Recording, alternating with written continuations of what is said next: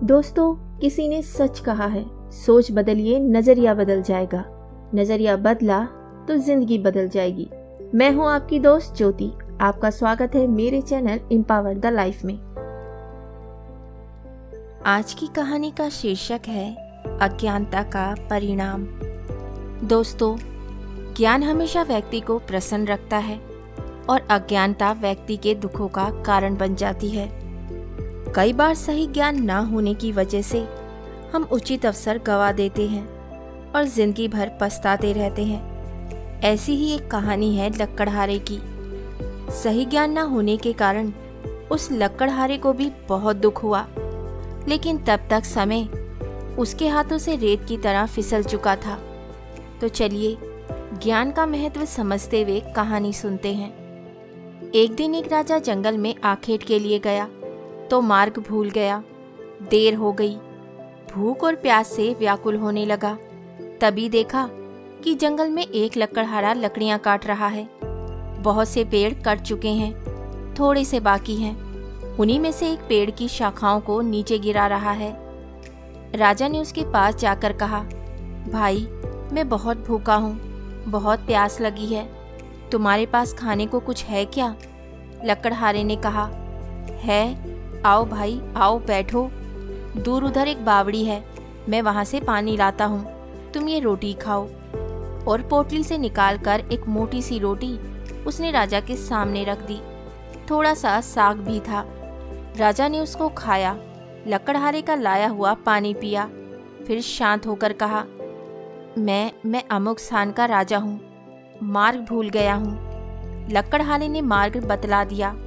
राजा ने कहा, कष्ट के समय तुमने मेरी सहायता की। यदि तुमको कभी आवश्यकता पड़े तो मेरे पास आ जाना, मैं तुम्हारी सहायता करूँगा। कुछ दिन व्यतीत हो गए। धीरे धीरे वन में सभी वृक्ष समाप्त हो गए। लक्कड़हारा लकड़ी काटकर इनके कोयले बनाकर बेचता था। तब वे अपनी जीविका चलाए तो कैसे? वे बहुत दुखी हो गया। दुखी चित्त से राजा के पास पहुंचा। सेवकों ने राजा को सूचना दी कि एक लक्कड़हारा आपसे मिलना चाहता है।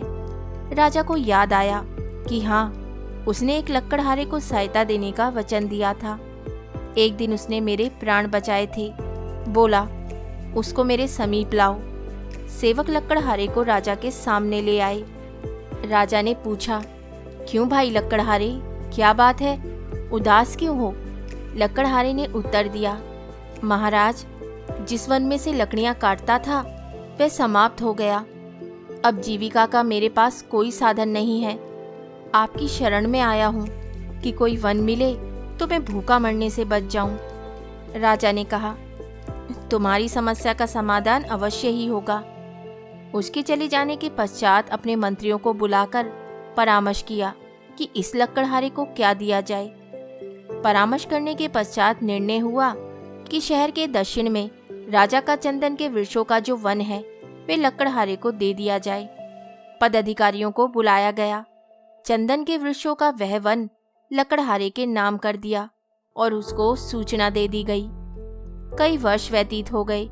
राजा एक दिन अपने महल में बैठा था कि लक्कड़हारे का ध्यान आया। प्रसन्नता के साथ उन्होंने सोचा, अब तो लक्कड़हारा बहुत धनी हो गया होगा, कई भवन या महल बनवा लिए होंगे, इसलिए चलकर उसे देखना चाहिए।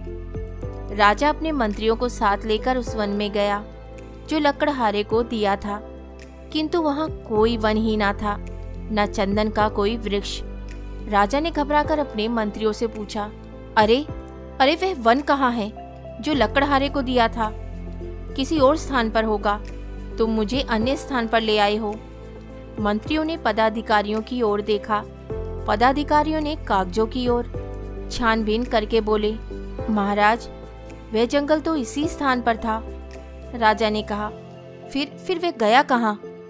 खोज करने पर कुछ दूरी पर चंदन के कुछ वृक्ष दिखाई दिए। उनके बीच बैठा हुआ लक्कड़हारा भी दिखाई दिया, निराश, उदास, विचारमग्न। राजा ने उसके पास जाकर पूछा, अरे लक्कड़हारे, तू चिंता में क्यों है?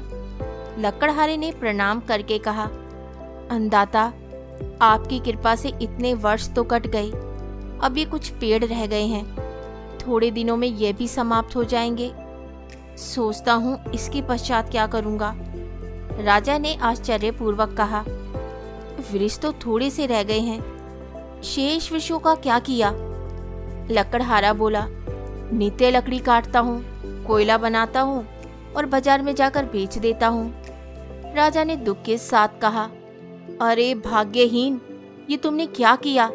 यह चंदन की लकड़ी थी, जलाकर कोयला क्यों बना दिया? लकड़हारा बोला, चंदन की लकड़ी? चंदन की लकड़ी क्या होती है?